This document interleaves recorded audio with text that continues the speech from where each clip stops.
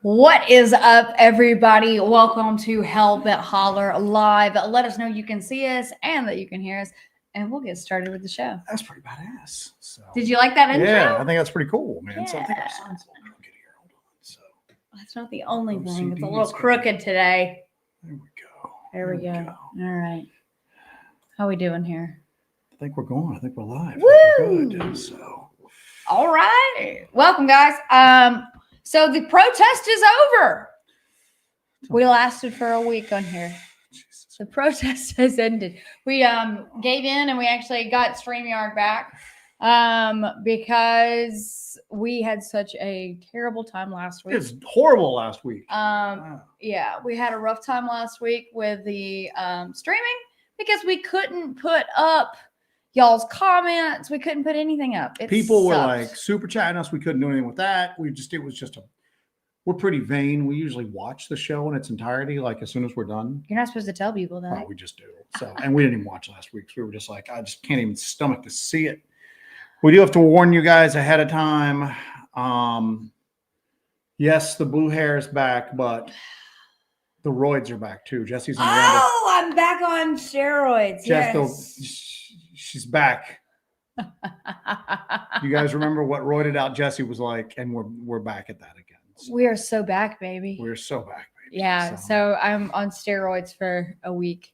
My litany of weird ailments that I get, but I'm back on the roids. So that's good. I'm back on the roids. I'm back, baby. We're so back, baby. But yeah, so blue hair is back. Looking very roids blue. are back. Roids are back. We're Jesse. Recycling. Yeah. Recycling We're around. back to our roots now at this point. So yeah. We're doing good. Paranormal She-Hulk is back. Pray for Joe. Pray for Joe. But yeah. Anyway, we are Cryptid Castleberry. Thank you. Getting crunk for CryptidCon. CryptidCon is a go. We're gonna get into that right now. Yeah.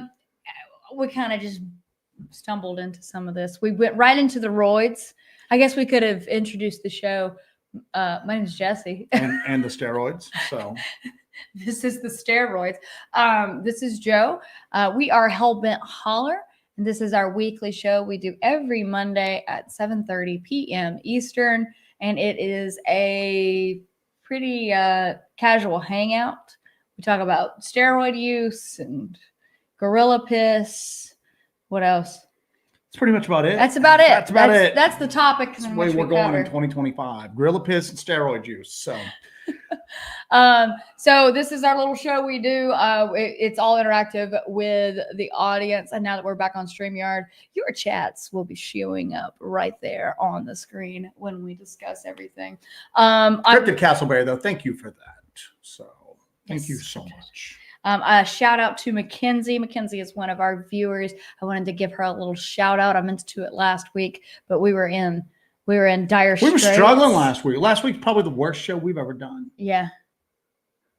Yeah. Probably so. I probably should have done roids last week. Yeah, we should have. That should have been what saved us. You know That what should I'm have saying? been it. We don't have all the bells and whistles, but Jesse's on the roids. So yeah, I could have flipped the table. You know, I could have done. You could have cowered in the corner. You know, in fear. Basically, a Tuesday here at the Doyle residence. But thank you for that, Cryptid Castleberry. That is so awesome. Thank you for starting us off strong like that. That will pretty much go towards paying for these blood-sucking people at StreamYard, for God's sake. I thought you were going to say paying for the blood-sucking roids. And I was like, no. The roids pay for themselves. Thank you, Curtis Whitaker. We appreciate that. Thank you. Thank you, Curtis. Yeah. So, like Cryptid Castleberry said, and like Jesse has mentioned, we are going to be at CryptidCon. Yes, I've got. I didn't make the announcement. Joe did today on Facebook, but in case you weren't present and accounted for on that one, we were originally invited to CryptidCon to be guests, have a table, have a nice relaxed time, schmooze a bit, kiss some babies, shake babies, kiss hands, that kind of thing. So we were invited to come and do that at CryptidCon. No big deal. That sounds great. Absolutely. So that's what we've been planning on until I got a call. Your girl got a call. Your girl is going to be on stage at CryptidCon speaking this year. This is something that I've wanted to do since we attended our very first CryptidCon all the way back in 2016. Mm-hmm. I believe it was 2016. It was in Frankfort, Kentucky. And wasn't that long ago, was it? 2016 or 2017, maybe. It was a while back. So this has been a dream of mine. I'm very happy. I get to grace the CryptidCon stage, and I'm going to go up there and I'm going to talk about this project that so many of you have been part of over the years. What we do, how we do it, some of the evidence that we've gathered over the years, some of the notable stuff that we've kind of put together over the years, and really try to make a mark out there and really showcase real field investigations and maybe show the cryptid community at large that there is a new era of investigation going on, and that there is kind of a tide turning with some of that. Well, when we have people like Alexander Pedikov, we have Aaron Deese, we have us. I wasn't going to say us, but yes, us, but other people. I would give us top billing, but you know, Jeremiah Byron over at Bigfoot Society, who are kind of leading the leading edge right now of something new and exciting in cryptozoology and paranormal investigating. So what's dope? Can I say dope? Does that? We've said gorilla piss. We talked about steroids. You're on the dope. That's what I'm saying. You know, doping. Yeah. Do you think that? Oh my God! They're going to give you a. Do they drug test? They're going to give you a test. They're going to pee in the cup, and they're not going to let you on stage. They're like, she's roided We had to eliminate Hellbent Holler from the speaking schedule because of performance enhancing drugs. If there's a way to go, I think that's it. That's the way I want to go out. Well, all right. So the other thing too is Jesse's top's about ready to give away tonight. Joe, I'm just being. You're not supposed to give them something. And I even said, "Oh, you can wear that top at CryptidCon." She goes, "This button's hold on for like dear life," and I went, "That would pretty much cement us in like CryptidCon history if they gave away." And it would be like, "You remember 2024? Is that the year that Jesse's like boobs popped out?" Yes, it is. It is the year that it Jesse's is that boobs year. popped out. Yes. But what's going to be cool is you've got a lot of great people there, okay, that are speaking, attending, doing all. I do have the schedule. I will show in a minute. You've got people that are on TV shows that do this for like 8 weeks a year. Go out, do some stuff, get it from mass consumption on the airwaves, get more people involved in this stuff. You have got people that are researchers and they take a lot of reports and they collate a lot of data, and that's very important and very valuable. And then you've got people like us that 52 weeks a year, maybe 51 weeks a year, are out actually looking into this stuff. I take 1 week off for a strange ailment. Yes, but we are out doing this stuff weekly. We're out constantly. So when other people are up doing their presentations, they're going to talk about things that they've heard secondhand. We're going to be up there showing stuff that we've encountered, we've captured, we're able to document, and we can speak about things from a first-person perspective. So it's really, really, really cool. So I'm just Anyway. putting up some of these comments up here that I appreciate very, very much. Miranda Crew, here's a good one. Congratulations, Jesse. Give them hell from the Hellbenders. And so we actually, that's why I amended that to 51 weeks. We took this weekend and kind of got the presentation up and running. Tested, run through. So I've been working on that. And so, this is a great opportunity. And I actually have the CryptidCon schedule here that I'm going to actually You're on like a big day. You're on the day with all. That's what I'm trying to. Yeah. Will you stop stepping on my surprises? The roids start to. Here we go. Here's what all breaks down. You know, if you didn't do this, you wouldn't force me to have this. Why do you make me act like this? Why do you make me act like this? All right. And then you just ignore everything while I'm trying to do some work here. All right, I'm going to show you guys. This is the schedule for CryptidCon. This is why I'm super stoked about it. Joe, do you have any more interjections right now, or can I put this up? Yeah. Talked a lot of crap. Now you can't even get it to come up. I've only been off StreamYard for a week. Yeah. All right. Roids are driving the ship now. Anyway. The roids are driving the ship. Yeah. So here you go. This is the schedule. I'm going to be on Saturday, which I am in good company at 10:30. There'll be Charlie. You're opening up for the Ancient Aliens guy. I am opening. Yeah, I know. That's why I'm beyond stoked about this. I'm super stoked about this. I'm opening up for the Ancient Aliens guy. So I'm gonna keep that stage warm for him. You know what I'm saying? Then Cliff Barackman, Maria Mayer, and Russ Accord to follow. And then closing out the day with Renee Holland. Sunday is going to be Tom Shea, Thomas Winterton, Mark Marcel, Brian Murray, and Richel Stratton. And then everything closes out at 3:15 on Sunday with the Bigfoot Town Hall. So we are really, really excited. But I just want you to see that. Boom, look at that. Hellbent Hollow, baby. Yeah. Thoughts, feelings? We have become part of the paranormal elite. That's what we have done, Jessica. Till they drug test me, and they're like, "She's on Roy." And then we'll be leaving a cloud of infamy. So I don't see anything in the CryptidCon bylaws about performance enhancing drugs. So I'll be done with the roids by then, actually. But will the roids be done with you? Oh no, I'll stumble into something and I'll get another round of roids. Don't worry, guys. Probably buy some in the hallway of CryptidCon at the hotel there. I probably could. All right. That is an awesome lineup. We're really looking forward to doing this. So if anybody is, I know a few people are coming. JD Smooth, if he's on here, is coming. I know a few other people. Cryptid Castleberry, I think he said he's coming, isn't he? Cryptid Castleberry is everywhere. Yeah, I think you're coming, but if you guys are coming, let us know ahead of time, just so that way we can kind of be prepared for who all's there. And we are obviously the new kids on the block. I was going to say fan favorites. Wow.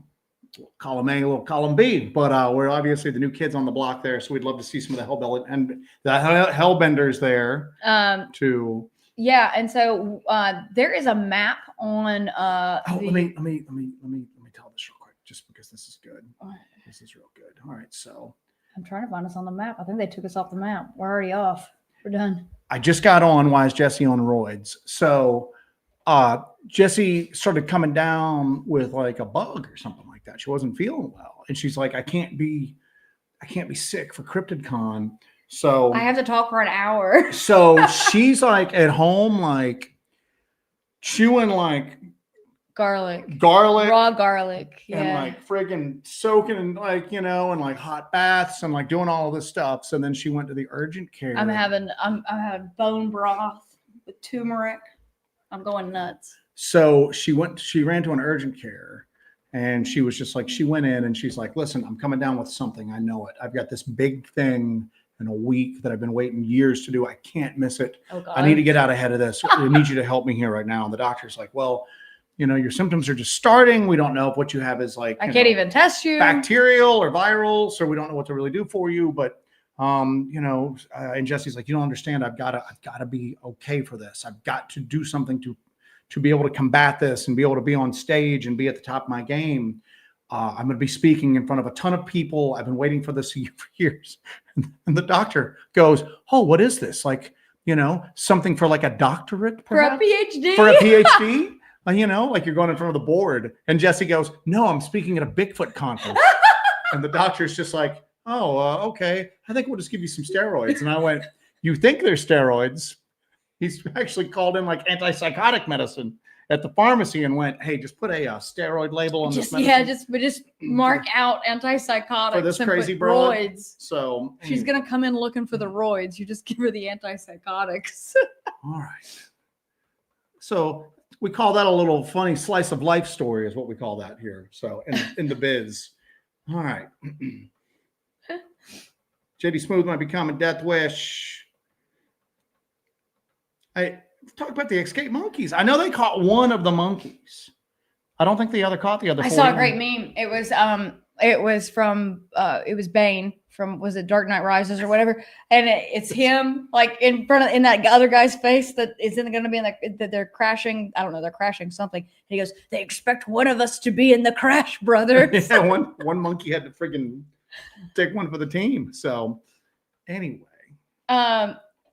Yeah, I think that there is going to be an investigation into Alpha Genesis, which is the lab that has been breeding these monkeys for scientific study. I think that's great. I think that Alpha Genesis needs to be shut down. A, they sound evil. B, they are evil. And well, that's the congresswoman from South Carolina, Nancy who Mace. is also involved in something that has happened in this the UAP in the UAP stuff that's So going on right now. That's what we call a segue, Joseph.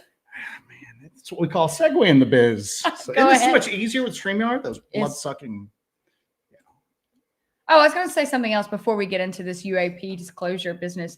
Right back about CRYPTICON is we are in. There's a map on the website, so you can see where we're going to be, where our little table is. So you know where to avoid if you're going to CRYPTICON. So avoid number 56. That's where we are. But we're going to be right there next to our boys, Joe and Ron of Wild and Weird, West Virginia. Getting the band back together, man. Together. So it's going to be a lot of fun. If you were on the fence about going to CRYPTICON, you're able to get out and come to that. I do suggest you do it. It is always one hell of a time. We always have so much fun. It's cool to be around so many like-minded people and just kind of, we laugh the whole time, and we just have such a good time. We're really looking forward to it. We look forward to it every year that we go. And this year is going to be a little feather in the cap, I'd say. Dooster and Stitchwitch will be there. Yes. And there's going to be a handoff of a project that the Dooster has been working on for a while now for me. Dooster's going to come in with like a pelican case handcuffed to his wrist. Yes, actually, he is. Like the football, like with the president, or like the Blues Brothers, whichever. Yeah. And then there's going to be the handoff, and it's going to be, and then this is either going to, this device that he has made will either put you in the psychiatric hospital, or I'm going to be on roids when I test it for the first time too. Yeah, there you go. Nice. It's really, we're going to get real results then. So. Nice. But yeah, so this is something that the Dooster, it's a top secret project the Dooster has been working on.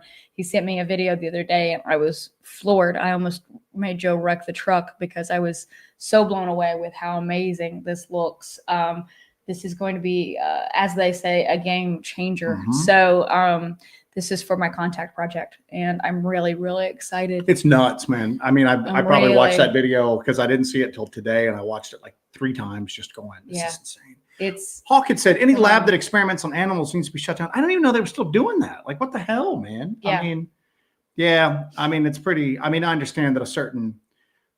there's plenty of Taylor Swift fans out there. That you can just grab off the street. You take as many as you want, man. So, All right, we're going to spray some nail polish remover in this Swifty's eyes to see what sort of effect it has. That's what you need to be doing. So, and then you can have the live stream and then just make more money. Right. Anyway, but this has gotten dark. I'm sorry. Yeah, it's blame it on the roids. But anyway, so but yeah, it's crazy because it's so weird because South Carolina, where we're from, often gets overlooked with a lot of paranormal stuff. You hear a lot about North Georgia.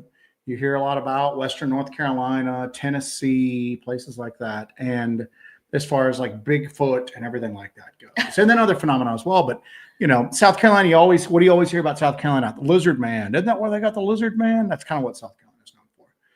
And there's so much other weird stuff that goes on around here, but South Carolinians don't talk about it. They just don't talk about it.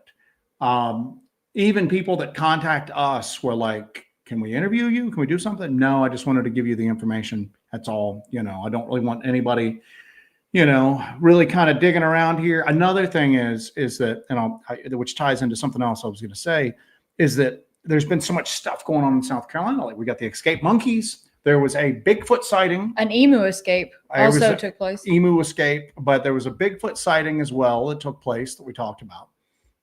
And I'm watching this Bigfoot thing that made national news.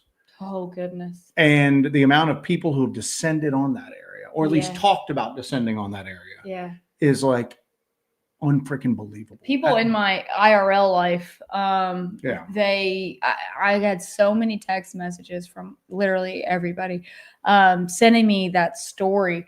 Like, are you going to go check this out? And I was like, I don't think it's safe for me to go check this out because there's a lot of people claiming that they're going down into Newberry County to check this out. Joe and I have investigated it down there before. We're not going to tell you exactly what investigations are down there, but we've investigated down there before, and it's pretty shady. It's pretty sketchy down there to begin with, and now you have a lot of outsiders coming in to investigate this. So I think we're going to let that lie for a minute. Yeah, but I mean, I'm watching this and I'm going, this is why people don't. And there's a lot of poaching down there too. Yeah, it's shady. It's shady down there. Yeah. It's one of the areas we went into. The witness had warned us, it's a shady spot. Be careful. And we went down there and I was just like, yeah, it's shady. We didn't see anybody, but you get these areas, especially in the American Southeast, where you have national forests, hundreds of thousands of acres that are vast, but they're surrounded by civilization and people go into them to get up to some shady stuff. So, but I was watching everybody talk about going to this area where the Sasquatch was seen, and I'm going, this is why people don't come forward with their sightings, because they don't want people to descend upon that area a lot of times. And it was weird. I mean, it was just a constant stream of, we're going to where that Bigfoot was sighted. And I'm going, not us, man. I mean, we were talking about doing it. And then we just saw like when you get that many people in an area, it's going to contaminate anything that you may or may not find. Yeah. I mean, if you hear a noise, how do you know it's not, and so mushroom skull Bigfoot investigations, man. Yeah. And then there's other things that are like, people will go, hey, there's a bunch of people going down here looking for Bigfoot. Let's go mess with people, Yeah. So if you found a print down there, I couldn't be 100% positive that it was legit. I mean, I guess you'd never be 100% positive. I don't know that area. I'd be expecting them to start kidnapping Bigfoot. Yeah, it's pretty. Yeah, it's that's the other thing too, is that people in that area might go, could be a lot of people from out around here. Let's go around and break into some cars. Yeah. You know what I'm saying? So see if we can get some money for the dungeon. Just snatch them off the street. Got an empty dungeon. Take as many as you want. But yeah, so that's why, I mean, I'm looking at this going, this is why people around here don't do this. But South Carolina's gotten a lot of exposure on some weird stuff. And now it's about ready to get some more, because we're going to be at a big cryptid conference telling everybody where we're from. Yeah. I'm showing some cool evidence from our region for sure. All right, let's see what else we got here. So I'm just going through the chat. Monkeys riding on an emu, chasing Bigfoot. Yeah, it's weird. South Carolina's so quiet usually on the national level.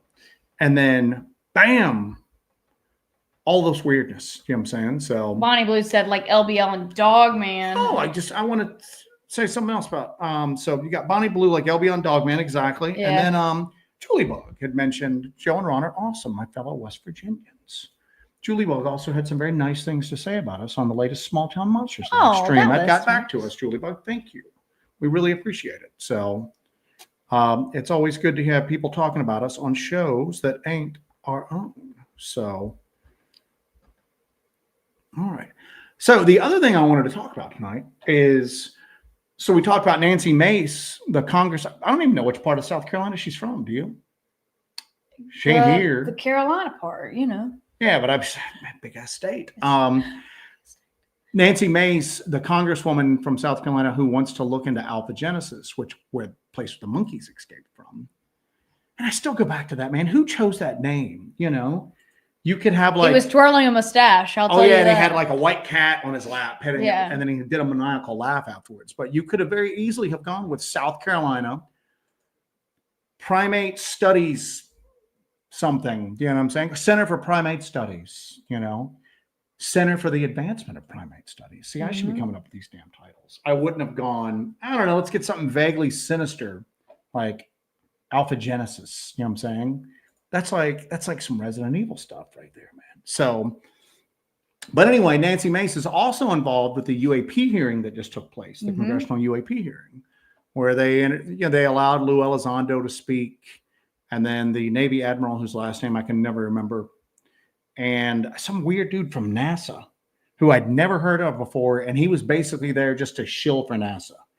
And I'm like, listen, because he's very polished in his NASA, delivery. huh? You mean never a straight answer? Yeah, well, and this guy he's very polished. I guess does a lot of PR work with NASA. So he's very smooth in his presentation and how he speaks. And I'm going to call periodically. Oh, Congressman, that's such a great question. And we here at NASA would like to. And then he's just constantly like begging money for rockets. And I'm going, come on, man, are we here to talk about UAPs? Or like you just here to like, beg for rocket money? And I kept going. I'm watching this dude and I'm like, and he kept talking about how NASA is the most transparent, United States government agency of all time. Rocket scientists just love to talk. We can't keep a secret. And I'm going, this dude's on damage control. He's trying to get ahead of this thing, But it was an interesting thing to see, again, another South Carolinian involved in some weird stuff. But it was interesting to see some of the stuff. I might have to go get a cough drop. I'm sorry. That's fine. You're still. Roids wearing off, huh? Roids are wearing off, but. Don't be mean to me. All right, go ahead. All right. I have your Facebook post up if you wanted to find your little things in there. I will talk about that. So, Jesse's dying. It's the end. It's the end. But one of the things that came out on this UAP hearing was they introduced a document that details Immaculate Constellation, that UAP cover-up and crash recovery program that has been making the rounds for a while. Well, they were able to actually introduce some documents into the congressional record talking about Immaculate Constellation, a little bit about what it did, the databases that it used, just some general overall information just to kind of get it on there. Now, there's no name attached to it. Apparently, the source wants to remain confidential, which to me, I understand entirely, but that does take away a little bit of the impact that it has. So, but the thing that really kind of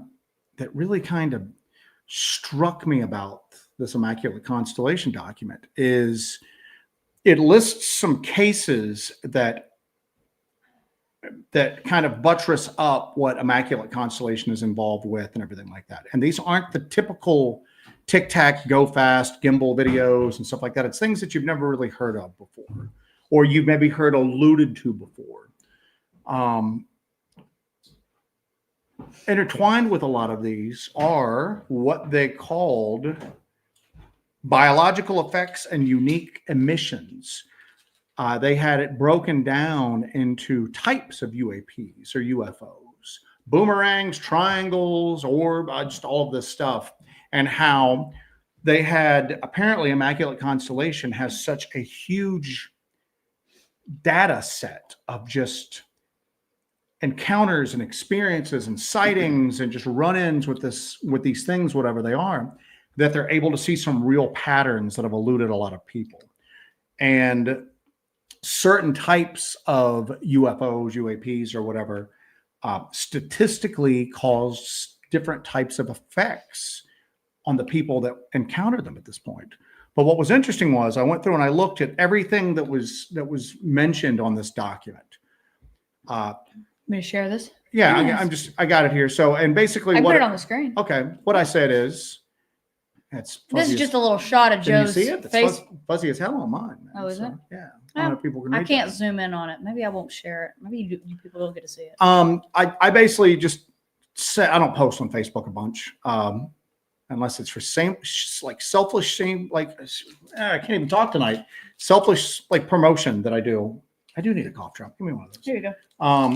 But I basically said that like a lot of the biological effects and unique emissions that are listed in the Immaculate Constellation document. And again, we're talking about UAPs, UFOs, or whatnot. A lot of these effects match up, I think I said shockingly well, with the stuff that people are experiencing on the ground, like Bigfoot and Dogman, things like that. And here's some of the things that were listed in this document that, again, Immaculate Constellation, the overseeing organization for UAP cover-up and then crash recovery, mentioned that there had been documented instances of invisibility, cloaking, and a shimmering effect in the air when these things, craft, whatever you want to call them, are seen. That sounds pretty familiar, doesn't it? Yeah. Invisibility, cloaking, and a shimmering effect in the air. Strange bioluminescence. What do we always talk about? Those self-illuminated eyes that come up that seem to have no biological, explanation that doesn't make sense. Rapid acceleration and unnatural speed. How many times do you hear about like it was just there one moment and then it just shot off like it was a rubber band you just let go? Or changing direction, like a 90-degree turn. Just it seemed impossible to do. We've been watching this George Knapp special on Netflix, and that is one thing that is a characteristic of a lot of these witness reports is that something will be moving pretty quickly and then bam, 90-degree turn. And it's so weird because I'm actually in the process of coming up, with the UAP. The UAP crew, they talk about those observables. Those are things that you can look at that goes, okay, this is definitely not a natural aircraft. And it's things like, flight without no means of visible propulsion, things like that. And I'm going, we really need to come up with a list of those for things on the ground that would tell you, okay, this is not how normal wildlife or people act. Some observables. I saw it do this. That precludes it from being a guy in a mask or me just seeing, a bear or something like that. But this one is the one that really kind of interested me. A lot of times people will see a UAP and it will be accompanied by balls of light that suddenly appear and cause electromagnetic interference with local technologies, meaning human-made, man-made technological equipment that's in the area. Balls of light will appear and there will be equipment malfunctions immediately at that point. Things just stop working. And I'm going, damn, dude, if we had $1 for every time that happened to us. And sometimes we've even had equipment issues and we didn't even notice the balls of light there. And then either we saw them later or you guys will see them go, hey, there was a flash of light in the tree line. I'm so sorry. That's okay. I'm doing my best here. But there was like a flash of light in the tree line right as everything just started going to hell at that point. Well, I guess what? That's being seen in the UAP community as well. Not even the UAP community. That's being documented by this government, if it exists, and all this isn't just a smokescreen for something else. But this master program has documented that, and they've noticed it enough that it's been a pattern for the encounters that they've looked into. This is really interesting. An accompanying humming sound is how they did it. And we ourselves have picked up a weird humming sound when we caught those growls and that faux speech on that tree in North Georgia. Yeah, it's like a mechanical humming that just takes place in the distance. We've caught that a couple of times now. We've heard humming in areas where we're experiencing weird stuff on the ground. Other people have heard humming so much so that it's really entered a lot of the discussion as far as Bigfoot goes lately.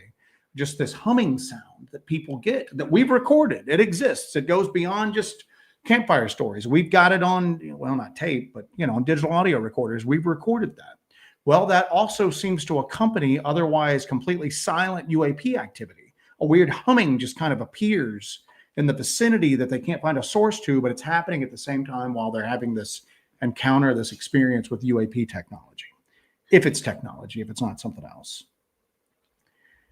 One of the other things that they mentioned in this document was psychological effects, often long-term, such as unease, anxiety, distress, and insomnia.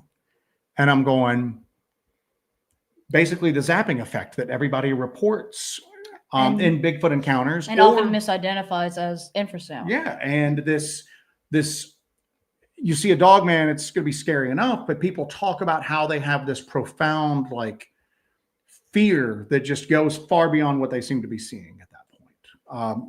Even people who have the natural temperament to see something like that and just go, I'm gonna shoot the damn thing, put its head on my wall. You know, even they will see it and just be struck with this fear that just shakes them to the core. So strange smells will accompany it. Now, they listed an electrical burning or ozone, but then there's other smells that have been bandied about as well that match up very well with what people, a brimstone type of smell, which is usually associated with Dogman, and then just like other smells that could be associated with Bigfoot. There seems to be a smell that seems to permeate the air when these things cross over and appear here. There was a mention before of floral smells. I think maybe this is the thing that George Knapp mentioned, that there was a mention of maybe it's this, sometimes there's this brimstone, this sulfur smell, this another time it smells like flowers. Sometimes it's like a floral, and almost like as a psychological act to calm whoever they're with. And you know, this could be whoever repeated. They're presenting themselves. This could be repeated throughout history, because think back to the Bible, okay? Or a lot of, like, you know, religious traditions, you know, angelic beings appear and it's light and it's flowers and it's warmth, and then demonic entities appear and it's a smell of brimstone and it's cold and it's this. So people have been reporting this stuff forever. One of the other effects is just generalized electronic equipment malfunctions. And then this one, which was odd, was really odd. Again, this is all listed as it relates to UAP activity. The feeling of being watched and, quote, shared awareness, unquote. And I believe that was mostly in, I'd have to look at the document. I believe that one was mostly reported with the black triangle type UAPs that were being So a seen. shared awareness. So a shared awareness with others about the object, or shared awareness with the object with the itself? object.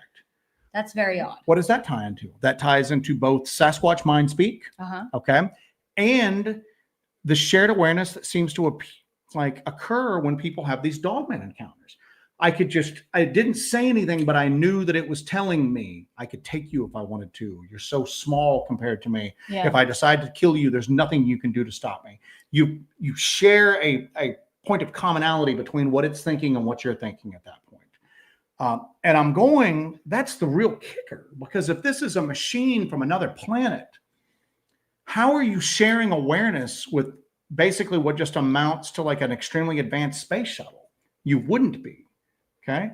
But and I'm looking at this and I'm going, all of these things line up. This can't be a coincidence, man. This can't be a coincidence that all of these things and I'm sitting there watching this and I'm going, to me at least, okay, this shores up what people are reporting with these experiences of just like terrestrial based, you know, phenomenon. Bigfoot, Dogman, other things, little people, but Bigfoot, Dogman are the two main ones. Yeah.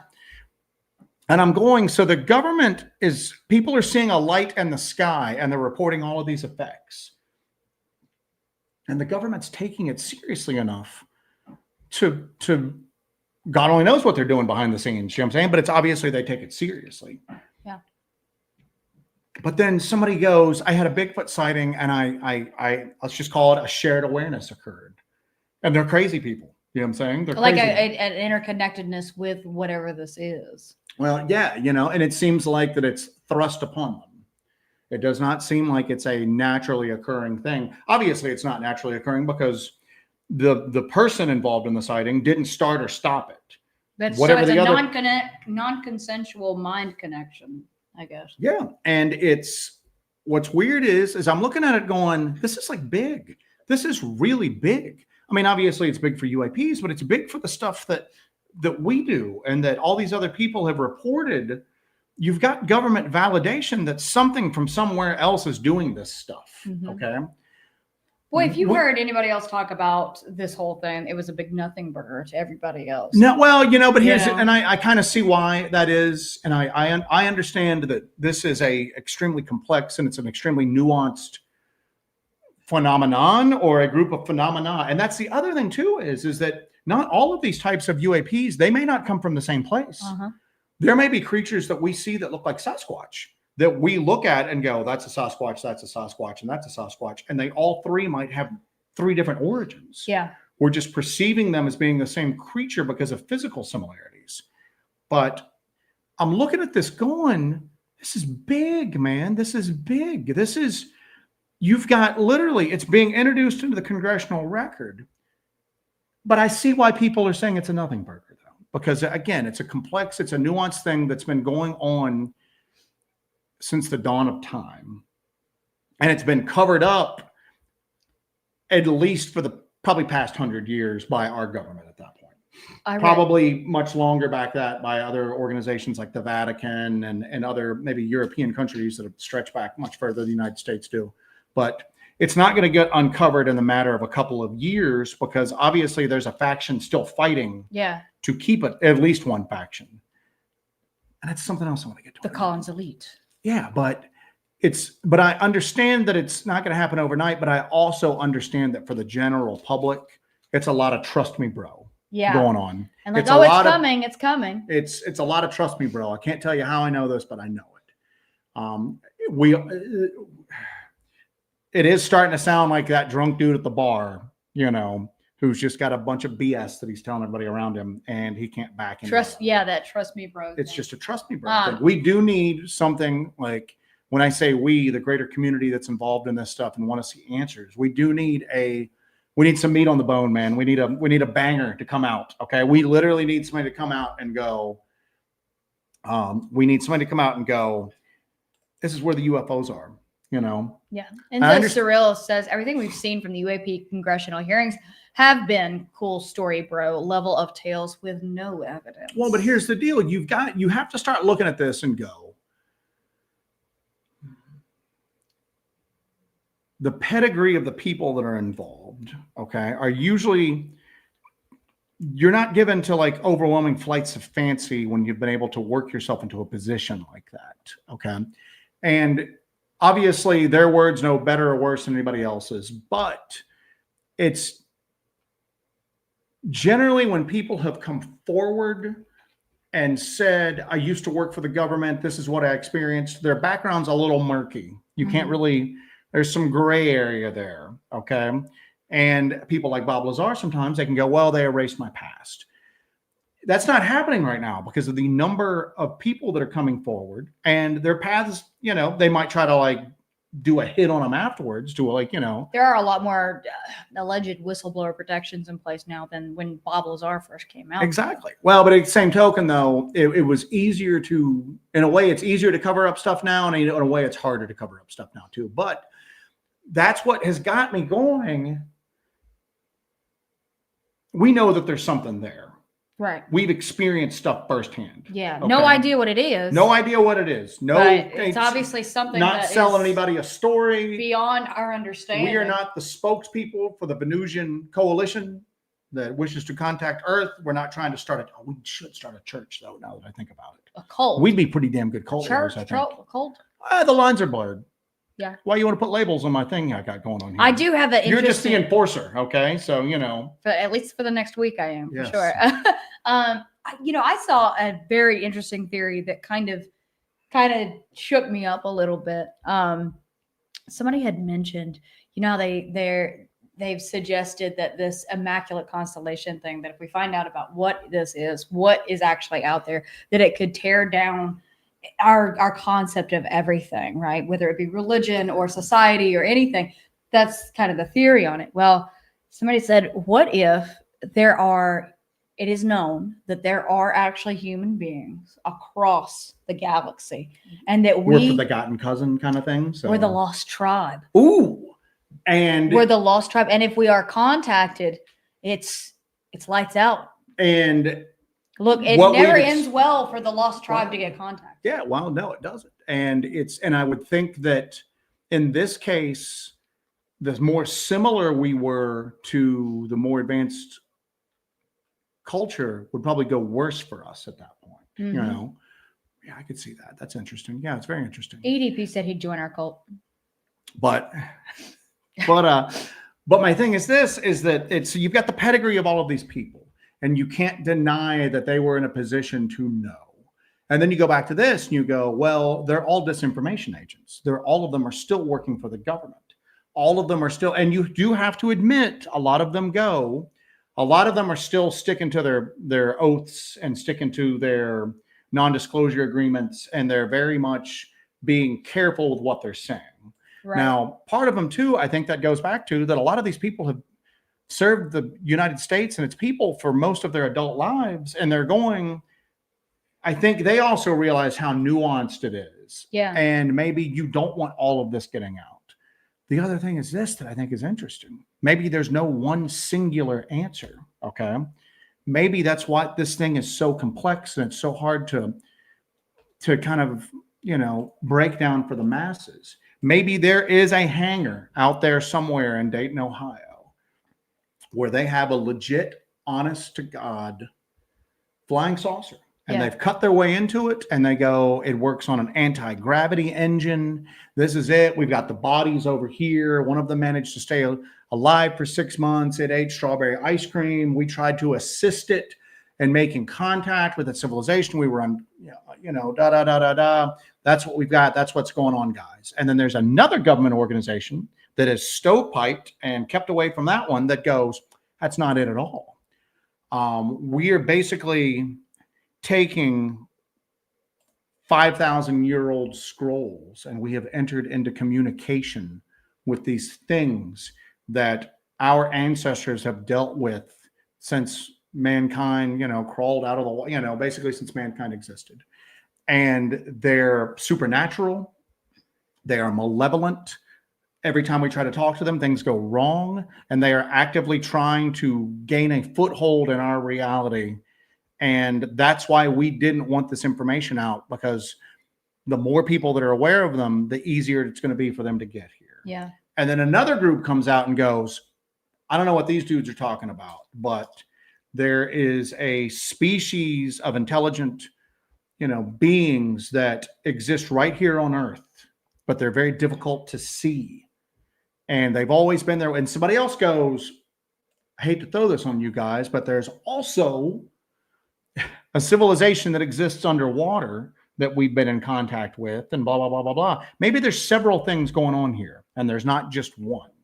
And I think we discussed that in terms of Bigfoot and Dogman, that maybe we do have several different things, because going on, especially in the realm of, say, Bigfoot, you've got such different characteristics physically and different behavior patterns from Sasquatch, what is labeled Sasquatch, in areas like the Pacific Northwest or Canada versus what we have down here in the South. Yeah. That there might be a lot of different things going on, that you might actually have a relic hominid maybe in those regions, but down here you have something that maybe has more of a paranormal or mystic bent to it. Well, and you know what, that's possible, but what I'm at here is that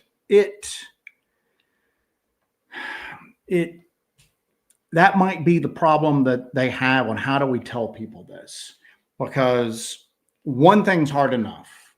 Two things, even worse. What if there's multiple things going on? And individual government departments or like sub-departments or whatever they are, government organizations, some of them are going, what we're interacting with is kind of ambivalent towards us. Some of them are going, the ones we're dealing with don't really care one way or the other either, but they don't really like us getting in their way very much. Others are going, these things are just like evil personified. They want mankind gone. How do people wrap their heads around that? Yeah. That's a lot. Okay. I think that if they came out and just went, here's what's up, y'all. There's a civilization on Proxima Centauri, and they have been coming here for thousands of years. It's basically scout ships. It's this, this, and this. People would flip out. Like, it'd be the topic of conversation for maybe a week. And then it'd still be of interest and people would still be into it, but people would still be turning into football to watch it. You know, the world's not going to come crumbling down. I think ultimately what their response is going to be is this. Well, nothing. Well, that's what you're getting right now from part of it. And that's the other thing too, is there's not just two factions in the government right now fighting for this. One that wants disclosure, the other one that doesn't want disclosure. There's multiple factions that are in the government, some of which the other parties are probably not even aware of. Some of them probably want, and some of them are probably trying to ride the disclosure thing for their own gain, whether it's to keep disclosure from happening. There are people that are probably pushing for disclosure because it's going to enrich them personally, or they've got a way to actually benefit off of it. And they don't care whether you know about it. And that's the other thing too, is that if disclosure ever does happen, how do we know that that's the truth? How do we know that we're getting the truth? How do we not know that somebody is altering that truth for their own personal? But that's the nature of the phenomenon itself, is that trickster element. You know, you're not supposed to know. You'll never know. That there's always going to be some kind of doubt, because you can tell somebody one thing, but they don't, and it may be the truth, but they're not going to believe you. They're only going to believe it if it comes from this source or that source. You're never going to have a cohesive general truth. It's so malleable these days of what is the truth. It's so subjective at this point. And Enzo goes, I don't think they want mankind gone. They could have done that a long time ago if that was the case. Could they though? Again, if they are a interstellar spacefaring. I was thinking of that short story you told me about, where they developed the road less traveled. Yeah. Maybe what you're seeing them do right now is all they can do. Maybe they're stretched. Maybe it's so difficult to get here. And let's say it's interdimensionally. Maybe they come from another dimension, a reality that's right next to our own. And when they come over, it takes most of their resources just to get here. And they can just do what they're doing right now. Maybe they can mess with some people, do some human abductions, some cattle mutilations, some this, a few people go missing, a few lights in the sky, bam, bam, bam. Maybe what you're seeing is an ever increasing ability to enter and manipulate our reality. Maybe big things like the Phoenix lights and other stuff like that are big tests. And then there's smaller, more, minor testing that goes on to get over here. Time might work differently wherever they're coming from. Maybe it's been going on for us for thousands of years, but on their end, it's been a couple of months that they've just been doing this. Maybe they just perfected the technology. Maybe they're coming across as they can, because it does seem like it's not like a full-scale invasion. It seems like it's bits and pieces of it. Maybe this is it. We don't know. Now, if it's an intergalactic, interstellar spacefaring civilization that has mastered faster than light travel, then they could just end us with, you pick up like a very small sized rock in space and give it to a very fraction of the speed of light and hit us with it and we're done. But maybe they don't have faster than light travel. Maybe they're coming across through something that's closer to like a wormhole, and maybe it's really difficult to do. And maybe they're coming through all the time. Like we could send if we wanted to, we could send 1,000 probes to Mars right now. Not any particular one of them would be that impressive. Okay. But we could get a bunch of them there, but it would be a big undertaking for us. I don't know. Again, maybe it's a two-way street. Maybe they don't know how they're ending up here any more than we know what they are. Maybe they're coming back, just like we have stories of pilots who go, it was the craziest thing, maybe just like we have pilots. They're experiencing loss of time. They're experiencing and they're coming out going, the sun was yellow. There was like liquid water there. It was the craziest thing I've ever seen. These craft came up that had flames coming out of the back, and they tried to like intercept me, and we all of a sudden, bam, blink of an eye, we're back here. Maybe, and I've mentioned this before, maybe like we have ships and planes go missing in the Bermuda Triangle. Maybe they came over here and crashed. Maybe they came over here and they don't know how they got here. Maybe there's some sort of like interdimensional. Are you suggesting that Amelia Earhart was not eaten by coconut crabs? Oh, well, maybe on another planet, alien coconut crabs. That's even worse. But maybe there's I've got one from way of the school. Let me finish this and then I'll get it. So maybe this is a two-way street of some sort of like interdimensional thinning that takes place. And just like we have craft that go missing, maybe they've had craft go missing. That's one of the things I always get is people are going, oh, they're flying here from another star and they're crashing. And I'm going, they might have just ended up here. And maybe, sometimes people report seeing these UFOs that seem like they're wonky. They're kind of just going back and forth. They're shaky a bit. Maybe they're dependent upon some sort of transmitted energy source on their home, wherever they come from. And now they're cut off from that. And they're flying on emergency power for a few seconds until they crash. And maybe that's what we're collecting. Maybe we're collecting just the remnants of things that ended up, maybe all of these government programs are just a cargo cult, okay? They're catching like discarded, like leftovers that just washed up on shore here mistakenly, and that's all it is. Maybe the people, the aliens or the beings that we've interviewed are just going, I don't know how the hell I got here. Like, what am I doing? Who are you people? Well, we're on Earth and this is where we are in the universe. And they're going, none of these stars you're showing me look familiar. I don't know where we're at, if you could even communicate with them at all. So anyway, what you got from Sploot? Are you ready? Lay it on me. Way the Sploot says, as a species, we have gaps in our human history. Civilizations rise and fall without a trace. What we know is still a drop in the bucket of time. That's the thing too, is that we don't know Jack. I get so frustrated with people and it's part of the reason why I said earlier, I was like, I'm not on Facebook a lot. It's good that I'm not on Facebook a lot, for my benefit and others as well. But I just see people that they speak in such absolutes. Okay. And there's small absolutes in your life. If I drop this cough drop right now, it is going to fall to the table. Don't lose it though. I'm not going to lose it. But that's a small thing in the grand scheme of things. Everything you see around you, everything that you've ever experienced, everything that anyone on this planet has ever experienced is such a small thing in the greater scheme of things. And everything that we're experiencing is dependent upon our very limited and quite honestly faulty senses that we have. The best technology in the world we have, we're still dependent upon our eyes looking at it and making sense of it. And I'm going, all right, so we just went through all of these like effects that are on here. Something obviously either has the ability to affect reality or affect our perception of reality here. Nothing's off the table. Okay. And when I see people go, well, that's scientifically impossible, I go, well, heavier than, air flight was a scientific impossibility not too terribly long ago. The idea of artificial intelligence was science fiction not too long ago. A lot of the stuff that now we're just going, I'll be damned, this might be real, was just whimsy and just fiction not too terribly long ago. And that keeps happening where people go, well, scientists in Tokyo were able to do this today. And people go, wow, I saw that in a movie. I never thought it'd be real. And then they just forget about it. And then they're telling you now what's impossible, what's never going to happen. Oh, that's impossible. That could never happen. What you got? Am I supposed to have something? Oh, I thought you were doing something.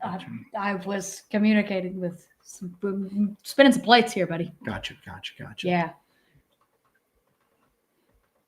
And see, that's the other thing too, is James Davies. Everybody has their face in their smartphones. No one will notice. But that's the other thing, is that you have the sum of human knowledge. It's like the library. You have the Library of Alexandria in your pocket, as far as like information goes. You can translate any language like that. Yeah, I was talking to a guy today that spoke Portuguese, and I'm just going, and it's, again, how long ago was that? A translator. Translating device was like science fiction. And how much knowledge could we not connect together because we couldn't communicate at all? Yeah. And now, but I mean, again, we don't use our knowledge for that. You basically, is Candy Crush still a thing? I don't know. I'm probably dating myself. The Farmville. The kids are playing the Farmville nowadays. That's what they're using this technology for. But then you have the audacity to tell me what's impossible and what's not impossible. Some Bigfoot a-hole who will remain nameless was on Daryl Denton's group one time, and he rolled in Bigfoot believers on Facebook, and he's just lambasting people, going, mind speak is a scientific impossibility. I've had weird stuff popping in my head before, but I don't know if that's not my own thoughts. I don't know. I'm in a stressful situation. people I trust are telling me that this happens. But they're telling me, this dude's like, what's a scientific? You guys just need to get an education. And I'm just going, finally, I was just like, all right, tell you what, I'll take you on this. Explain to me how the Frey effect that I've talked about on this, okay, that radar technology was making people hear noises in their heads. And that the scientists that looked into it, Frey, microwave auditory phenomenon, was supposedly able to he could generate 7 syllables or words, it changes occasionally, in your head before the heat built up too much. Got a lot of liquid in your head and you're shooting microwaves into it. Not a good mix. But that still shows you that without the use of sound, you can basically beam words into someone's head. It's not a scientific impossibility. It's something that's impossible right now to us, but we proved can happen. These are also the extent of the experiments that we know about. What about the experiments we don't know about? Those experiments didn't stop. How far they've been taken. And I'm sure they had to not be public anymore because I'm sure they were cooking some brains. It quite literally burned a few people out. But guess what? I bet you they got better at it each time. And who knows what's possible at this point. Maybe they can do bursts of up to like 15 sentences right now. Wait a few seconds, let everything cool off, do another burst, wait a few seconds. But for somebody to tell me that the idea of mind speak is scientifically impossible, I'm just going, you're an idiot. You're just an idiot. That brings me to Kim Drescher's comment here. Anything paranormal is designated as such because we don't have the science and the mathematics to be able to explain it and reproduce it I know. Yet. So today's science was yesterday's magic. Well, here's the deal. Everybody knows the and I'm going to pull this up so I don't butcher the other ones. Arthur C. Clarke. Everybody knows that, any sufficiently advanced technology is going to be indistinguishable from magic. Okay. Maybe we're seeing magic and we're thinking it's insanely advanced technology. Maybe we're going, all these UFOs, they're so advanced. Maybe they're not. Maybe they're operating in a way that basically, for all practical purposes, might be magic to us. You know what I'm saying? Maybe if we were ever had the opportunity to sit down with these non-human intelligences and we're like, how did you make this craft? They would basically, it would sound like, I don't know. You know what I'm saying? We threw some like Eye of Newt into this. We say a few words, we do this, and then it just works. We don't understand how it works, but it works, Maybe that's it. Maybe we're dealing with something that I think that the supernatural and extremely advanced technology, I think, are pretty much, the lines are blurred so much that that's impossible. So Enzo Surreal says mind speak is just a biological walkie-talkie. I don't see why it couldn't exist. It can exist. That's the thing, is that I get so ticked that if somebody speaks from such a position of authority, I ain't the smartest person on the face of the planet, but I am inquisitive and I read a lot, and I will think of something and I go, well, let me look into this a little bit deeper. And I always go, well, as far as I know, it's this. But to just speak, especially when you're mocking people, and I'm going, this is why people don't talk about this stuff. It's because of some a-hole who just, is using this as an opportunity, using the subject of Bigfoot as an opportunity for self-aggrandizement, to make himself look like a great, Bigfoot safari guy, But and it's funny because I want to bring this up. Well, Safari Bigfoot doucher can F off because Joe, you're doing a great job. I'm doing a great job. And I'm as smart as I think I am. But it's weird because when I was thinking about that the other day, Arthur C. Clarke, 2001 Space Odyssey, did a bunch of stuff. He had 3 laws that he always talked about, Clarke's laws. And that one is any sufficiently advanced technology is going to be indistinguishable from magic. And I always go, and vice versa, you may be seeing something that would be akin to what we would view as magic, and we're thinking it's advanced technology. But the other ways, and I don't know if you've ever read these, but I thought you'd get a kick out of the first one. The second one is the only way of discovering the limits of the possible is to venture a little way past them into the impossible. But the one that I figured you would get a kick out of, when a distinguished but elderly scientist states that something is possible, he is almost certainly right. When he states that something is impossible, he is probably very, very wrong. So, and that's the thing, is that, a lot about a little bit, but you don't know everything. And when you're telling me something's impossible, if you look long and hard enough, And what is that? Pure hubris. Yeah, it's crazy. You You know what I'm know? saying? So it's absolutely Then crazy. you know the secrets of the universe, And that's and what you I can can't ever- declare them. That's what I can't at ever will. wrap my head around this stuff, is how, if you're involved with this stuff, if you're actually legit involved with going out and looking into this stuff, you're spending uncountable amount of hours, energy, effort, money going out into looking into this stuff, and then you just get toyed with like we do. We've got good equipment, man. Our equipment is really good. It goes down in certain areas at certain times like clockwork, but then it works perfectly everywhere else. You guys have seen it. We've been able to record some of this and share some of this, like sometimes live with people.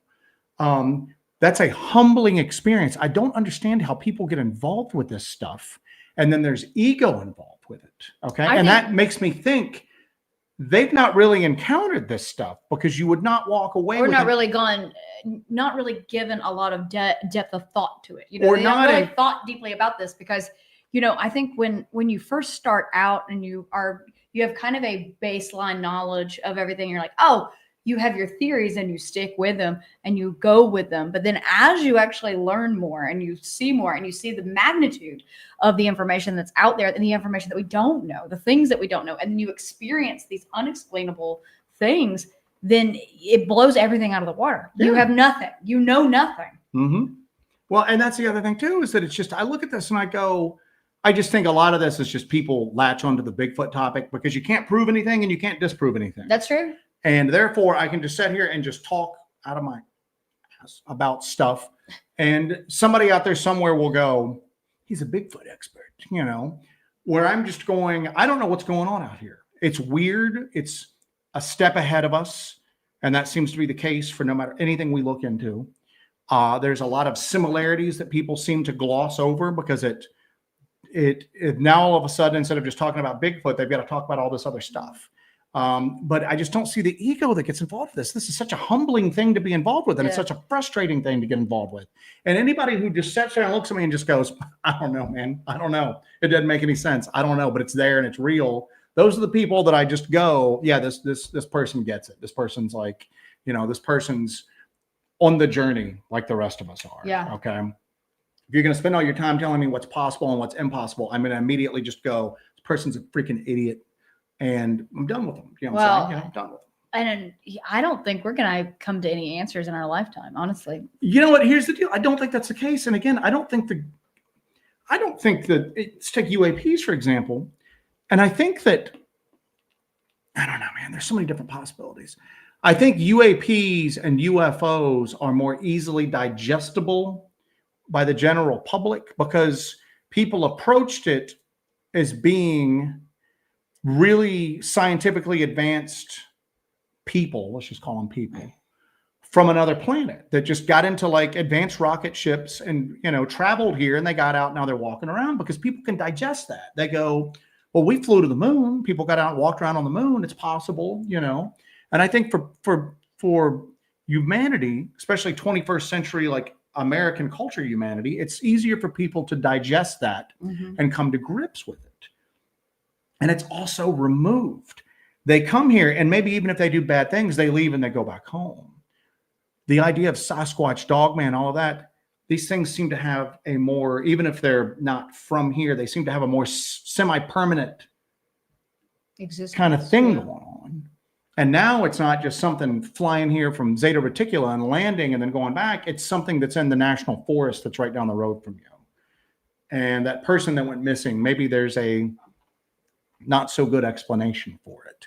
So I think that sometimes maybe that's why they're talking about and the UAP topic has usually had, let's just be honest, more credible researchers involved with it. We've had legit scientists. You've got people like Gary Nolan getting involved, or Christopher Chuck Mellon, Delay, stuff like that. And it's just, you've got people who, J. Allen Hynek, you've had people that go into it more often. And it kind of tells you why it's so hard to have evidence, is that you go, show me the UFO as evidence. We've got some marks on the ground from craft.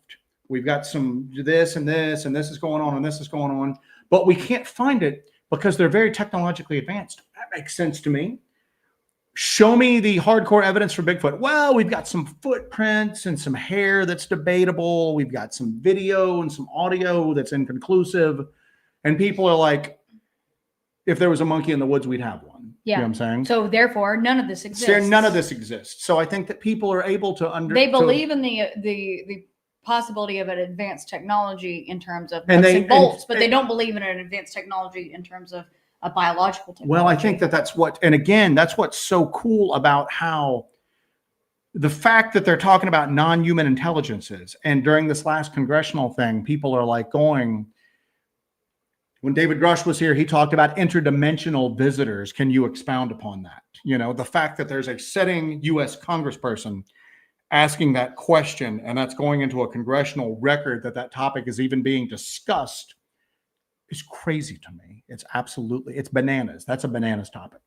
But I think that people are able to be more forgiving of the lack of real evidence with the UFO thing because of the technology that's involved. Yeah. And I think that maybe then when people go, well, they may or may not be super technologically advanced.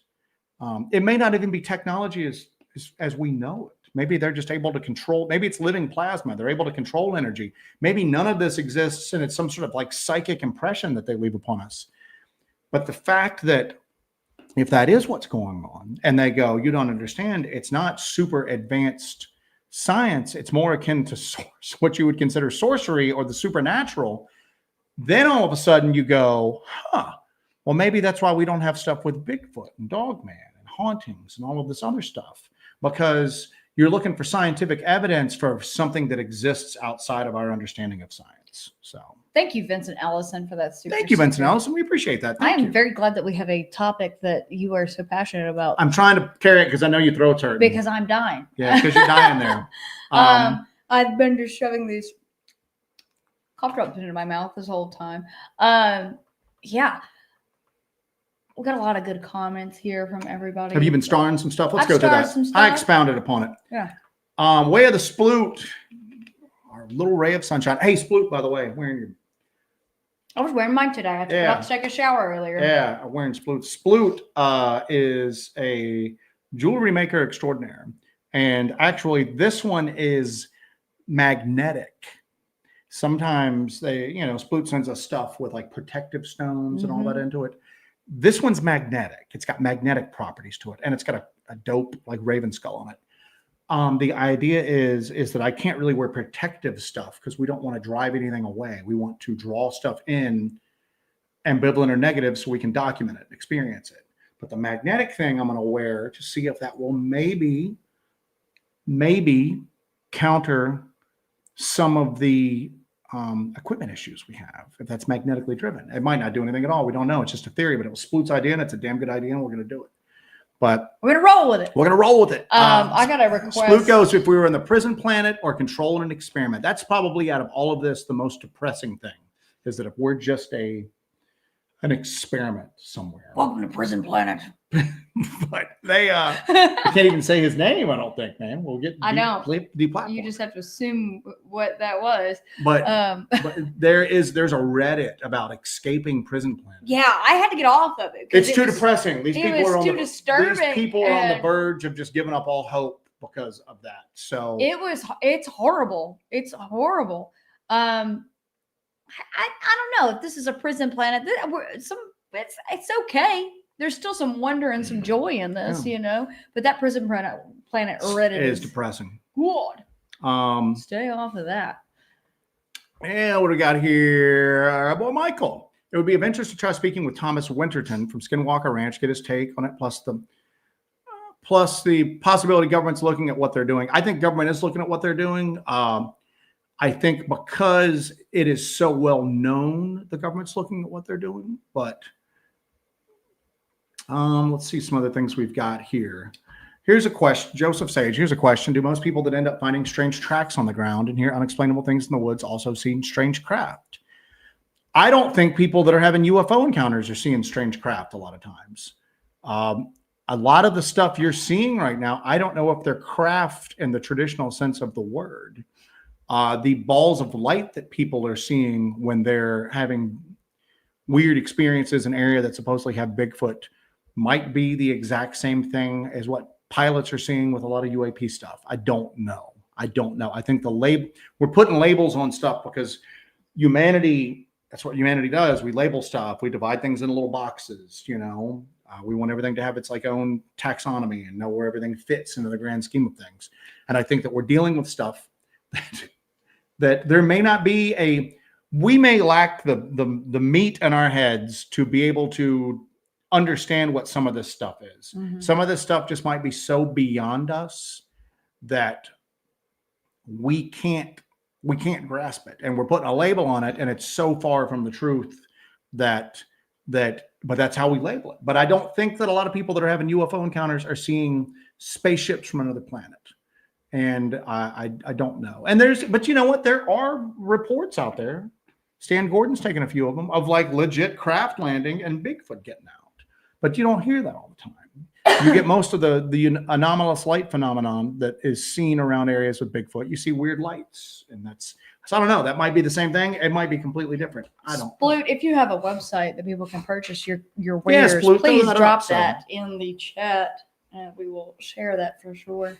Robert's talking about one of my favorite pet theories: circuit boards are demonic. They're Lady sigils. Wolf, as soon as he's died, we're getting to the knife check.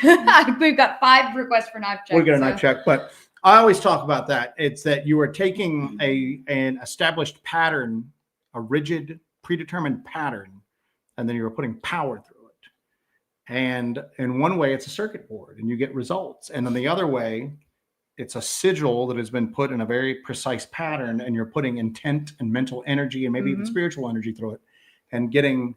Yeah, I believe that there's a lot of crossover with that, and maybe we have been influenced by outside agencies in our development of electronics. And maybe that's why it's so easy for them to mess with our electronics, because there's pre-existing sigils in there that they were able to control the ebb and flow of energy. Joe's on a roll tonight. I need a knife check, please. Oh, yeah. I had took this off my belt because it's too damn big. I've got a Condor. This is like an early version of a Bowie. It's a Hudson Bay. Now I had it one. ain't too pricey. It's like $50. That's why I've got one, because we're selling off some expensive. There might be a big Hellbent Holler knife sale. I think we should do a Hellbent Holler knife sale. We gotta get some equipment. So we're gonna probably be selling off some stuff. So I'm keeping mine though. This is I'm keeping this one because it's inexpensive. This is the mini version of that knife. I'm not gonna cut you. This is the mini Hudson Bay. So we have matching knives, but mine's the little one. This is also a Condor, obviously. We're big Condor fans. This is a Joe Flowers design, huh? Joe Flowers is awesome. Joe Flowers is a guy who lives in the Amazon jungle. He's a wild man. He's a wild man. I mean, almost literally and figuratively. But he does survival courses to teach people how to survive in all sorts of environments, but he's based out of the Amazon. So he does a lot of stuff with like Amazonian tribes and everything like that. And then passes, kind of imparts that knowledge to people who take these classes. He does a lot of knife and machete design. And all of his stuff is very practically based. It's based on what works. But he's also a wild man. He was messaging Jesse from the airport one night after Blade Show, telling her about the tribe that he deals with and like lives with sometimes in the Amazonian jungle. They have their own Sasquatch legend that is bizarre. And it's not spoken to about outsiders at all. So he's gonna hopefully fill me in on all of that, and we can talk about some of that eventually on the show. But some of the stuff that he was telling me is something that I've never heard before. It's nuts. Heard of this before, but not some of these details that some of the tribesmen have shared with him. And it's wild. And this is somebody who's in close proximity to these people. Yeah. He lives with them, and he is just going. They know the difference between allegorical folklore that they have and the stuff that's living in the jungles with them. And he goes, this is something that's in the jungle with them. So what was it called? Do you remember the name of it? No. And I don't. Okay. Moondog said Joe's channeling tonight. Joe is channeling tonight. So Joe's my new contact experiment. Danny Boy says, how about you just go into the woods, no equipment, just lay down and listen? Why would we do that? Because then If something happens, we're going to come back and go. I laid down in the woods and I listened and I heard something. And okay. Or this thing came out of the woods and talked to me. Here's the deal. I would rather us just only get little glimpses, but get them on camera for the rest of our lives than end up with another story that we can't do anything to. It drives me crazy that we saw those things in the LBL running that we didn't get on camera. Yeah. It drives me crazy about those. I hate even talking about them nowadays because it just sounds like it sounds like everybody else out there that's got more these, BS with no proof to back it up. And that's the thing that gets us is we're out all the time, man. We are out all the time in areas that have activity reported by other people and that stuff that we've experienced. And we're getting what we get. We get things on thermal, fleeting shadows. We get like weird stuff, but it's building. We're going to get that smoking gun one of these days, man. But I don't want to go out without cameras. And people are like, oh, you'd have this. I wouldn't have anything to prove it then. And it would drive me even crazier. Yeah. And I think that's part of the reason why our equipment gets messed with so much. It seems like it's intelligently done because it feels like it's prodding us and it's messing with us on purpose. And I feel, and that, I mean, we've had instances where everything goes dead and then we hear a crazy scream. And then all of a sudden everything powers back up. Or we had that night that something screamed in the woods and everything we had went haywire. Yeah. The Starlink, the cameras, the phones, everything like that went haywire. And I still have these batteries over here that are just, they're screwed now. They don't work after that. They worked fine going in. Something screamed at us from the woods. Everything went haywire. Some of this stuff never worked right again. Annabelle says, my dad comes from the Amazonian Matis tribe. He talks about the Mapinguari. Let me put that up here. Yeah, please do. But that's the thing is that it's, you're having Mapinguari. Mapinguari. I'm going to leave that up for you to take a look at. You got it? That might be. I will find out. That's not what Joe Flowers is talking about, but it's, yeah, I mean, look at this. This is, I've seen I've seen this, that statue. I've seen that statue before. Here, you've seen this before too. We've seen that before. Mythical, monstrous, jungle-dwelling spirits in Brazilian folklore, said to protect the Amazonian rainforest and its animals. Yeah. It's like cyclopean, isn't it? Keep that Yeah, up. it's got one eye. Yeah. Keep that up for me to take a look at.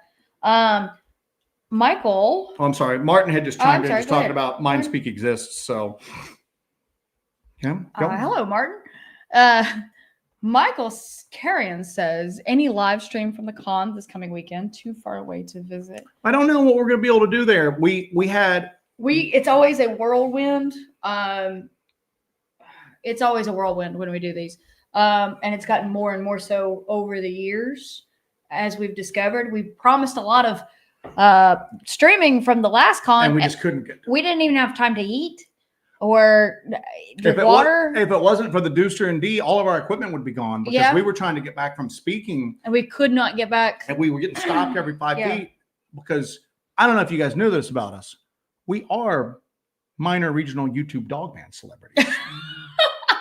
Kind of a big deal. We had to D and Dooster like stood guard over all our of our equipment. stuff. Oh, we'd be like have nothing if it wasn't and for then them. we had to stop at a McDonald's and sit in the parking lot and shovel eat food cheeseburgers and just be like, oh my God. But yeah, so we're gonna try to, but I don't know what we're gonna be able to do. Yeah. I'm gonna try to film the presentation, but I don't know what we're gonna be able to do. Because I'm probably gonna be on stage with Jesse just to kind of help out a little bit. Where normally I'm just in the background. But this is like so big and major, it's probably going to take both of us. Yeah. And so I don't know what we're going to be able to do. We're going to try to do some stuff, but we've learned not to promise stuff we can't keep. And this is going to be so outside of our control. Because I just see it like we're going to get up and it's going to be like the Beatles, basically. We're just going to get mobbed. People are going to be tearing at my clothing, you know. Oh, I got a piece of Joe's hoodie. Hands off the merchandise. Yeah, so, but I just, people are going to be crying when they see me, fainting. There's going to be a lot of fainting, I think, going on. I'm about to do some fainting right now because I'm going to roll my eyes so hard. It's going to throw me off of this chair, okay? Jesus. You're just worried that they're going to be like, Walter says, your equipment advancement is what separates the Hellbender research advancement. And what's crazy is that I didn't go to college for this stuff. Who the hell goes to college for this stuff? But we've got the ability. I went to college for HVAC. No, yeah. Wish you did. I wish I did. Wish you did. Wish I was in HVAC now. We'd be driving a Mercedes out there. But we freaking, but I mean, the thing is that if you're halfway intelligent and you're inquisitive and you're willing to like listen to people, we've always said we don't really listen to a lot of like Bigfoot encounter podcasts nowadays. We listen to our boy Jeremiah, you know, but still listen to Strange Witch. I did get my clicker acquired. So but good. Carry on. Strange Familiars, things like that. But we spend our time looking into stuff we don't know. This guy who is an electrical engineer may not care anything about UFOs or Bigfoot or whatnot, but he might know something that we need to do one of the cool experiments that we do. So a couple other quick things here that we've got. Bob said I need to get a pin from Giorgio when I see him. Some sort of strange pin. I'll take a pin. Enzo had asked, Joe, tracking device. We're experimenting with Faraday cages for your equipment. I'm going to share this right now, and I'm sure that we will see other channels all of a sudden talking about like they've always done it. We carry our equipment and our packs in special we use protective measures. We have to take them out of these protective measures to use them, however. Think of it as Mormon underwear for... Stop right there. Just let that statement stand by itself for a few seconds. Think about it as Mormon underwear. Yeah. Right, go explain this to me now. Mormons have magic underwear that protect them. That's all I was saying. It's our equipment's Mormon underwear. Okay. So we have them. We just need to take them out of the protective measures to use them. And that's when I don't want to give away some trade secrets here.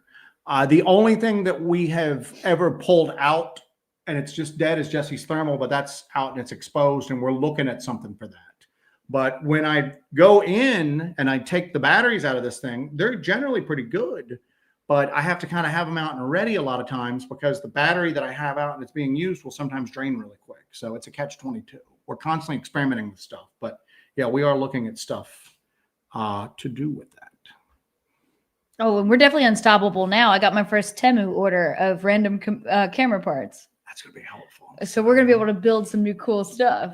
So, all right, I'm going to catch up with chat and then we are going to wrap it up. I have all my wrappers here that I've wrapped up myself. Give me one of them bad boys. It's the last one. Keep it for you. I don't need it. No. That's the last one. Nope. I'll give you my last Could y'all give a man a like, for God's sakes? I've talked to him. Really, my God. Tonight. Jesus I Lord. do appreciate you taking the helm on this because I've got to. Now I'm starting to cough. Now we're both. Now I'm going to have to get on the roids. We're going to walk into the speakers hall like this because we're both on roids, you know. Remember the year Hellbent Holler was here? They flipped that table. It's going to be like a redux of the first time we were at CRYPTID. It wasn't roids, though. It was bourbon. Yeah. But yeah, I'm looking forward to CRYPTID. Let us know if you guys are coming. Let us know. You can email us, or when you come up, let us know that you're a Hellbender. We're going to have t-shirts. We're going to have t-shirts, some hats, some miscellaneous key galls. I'm supposed to have a Square reader, so at some point. Has not come? No. Did not come? No. Waiting. But we're looking forward to it. We really are. This is a really good opportunity. This is something we've been wanting to do for a long time, and it's exciting. It's very exciting. Yeah. So those of you who did super chats tonight, again, I just want to thank every single one of you. CRYPTID, Barry, the man, Curtis Whitaker, greatly appreciate it. Curtis is the one that does it with such confidence. I know. At the beginning of the show, started. Vincent, we appreciate it. All that's going to go towards the con. It's pretty cool though, because we. What is that? JD Smooth. Wow, we learn something new every day from Jesse. So magical underwear. Yeah. I don't even understand that reference. Well. So, not as smart as we think we are we, Joe? Joe's not as smart as he thinks he is. He didn't know anything about the magic underwear. Do they really? What is the, before we wrap it up for tonight, what is that? Hawk, thank you for that, sir. Try some elderberry syrup. It works well. I have some echinacea. I've been doing beef bone broth. I've been chewing on garlic. I am not fun to go to bed next to. I thought you were maybe being... Go ahead and tell me. A little bit of an a-hole, but no, it's actually called Mormon underwear. It's a temple garment that's considered the garment of the holy priesthood. That's how they refer to it themselves there. I'll be damned. All right. Learn something new every day there. That's all right, young man. I'll guide you through this. Through this I don't want you sordid ticking world. off our Mormons out here, man. But excuse me. I don't think they have anything to worry about. I think they're quite protected. That's true. That is true. So, all right. So let me see what else we got here. I'm going to catch up with this, and then we're going to be done. Goodness gracious. I'm looking through the chat. I think we got most of these. All right. I'm caught up. So we're wrapping it up, folks. Yeah. Thank you guys so much for joining us tonight. I look forward to seeing some of y'all at CryptidCon. I'll be better by then because I'm hitting this hard. I'm on the mend, actually. The worst days are done, I believe, right? Day before yesterday was really bad. We have dark days ahead of us. We have dark days ahead of us. I just started the steroids today. But like in terms of my not feeling well, day before yesterday was the worst day. Dark days ahead of us. Stop. So, Okay. Thank you guys so much for joining yes. us. We appreciate you guys. You guys are awesome. William Kennedy, thank you. Hawk, you should be getting a package today or tomorrow. I guess obviously not today. Yeah, Holler Ballers and Holler Paladins. Most of you should be getting packages. I'm waiting on 2 shirts that I didn't have sizes for that are coming now, but everybody else should have gotten packages. For those of you out there that would like to make the best decision of your lives and become a channel member or a baller, please follow the links on the channel. So we sent y'all stuff out. Grace, thank you for that. Thank you, Grace. Everybody have a great time at CryptidCon. Yeah, if you are somebody who watches this channel a bit and you just started watching, I don't give a damn. Reach out to us and let us know you're going to CryptidCon. Do realize that when we get to CryptidCon, do not make us play the guessing game of who. Just come up and go, hey, oh yeah, I'm so-and-so. Do you know what I'm saying? And that way we can go, oh my God, yes, because we're never going to guess your handle at the time. So just your YouTube handle. Come up, tell us who you are, and have a little pity for us because it's going to be crazy. I mean, they're going to go wild when I go in that place. It's going to be pretty nuts, man. So you don't know. I'm not even going. You just do this. I'm going to stay home and pet the cats. All right. Suji said her address changed, so make a note of that. So anyway, okay, we appreciate all of y'all. So we will keep you abreast of what's going on. You will hear from us over this journey we're about to take, but I just don't know when or where. It might be that I man the table and Jesse gets a phone and kind of walks around and does a quick live stream. But I will hopefully be doing that. I think I'm going to try to do that. I want to walk around, show the vendors and everything, kind of give a tour of the facility, and confront the guy from Ancient Aliens. Tell us what you know. Tell us what you know. I think he has told us what he knows. So all right, guys. All right. Joe said breast. This is the second time you said breast in the show, so congratulations. All right, guys, we're going to end this. Only 2? Anyway. Suji, I will get your new address. I think you were on that other round. Oh. So, all right, guys. I want to appreciate you guys. I want to say I appreciate you guys. I want to appreciate you guys. I want to appreciate. No, I do appreciate you. I'm going to make some dinner and then chug more bone broth, eat some more garlic, terrorize Joe with my garlic breath, and then go to bed. Get some rest and get going. But thank you guys so much for joining us. Thank you, Hawk. We will check y'all later. Take care of yourselves and take care of each other. Let's roll that beautiful Hellbent Holler Bean footage. Bye, guys.